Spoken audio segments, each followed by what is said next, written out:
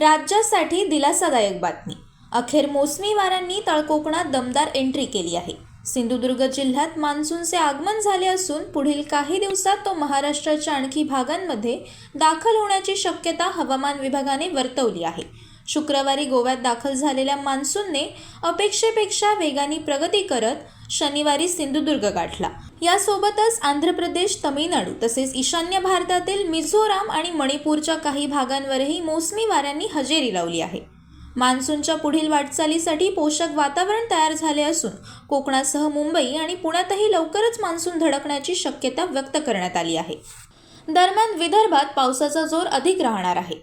गडचिरोली, गोंदिया, नागपूर, वर्धा आणि वाशिम या जिल्ह्यांना 8 जूनसाठी ऑरेंज अलर्ट जारी करण्यात आला आहे.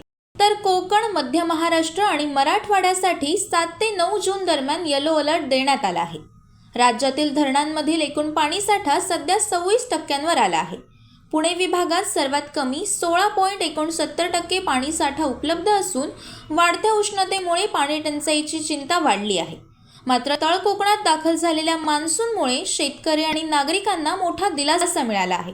येत्या काही दिवसात महाराष्ट्राच्या बहुतांश भागात पावसाची हजेरी लागण्याची शक्यता आहे.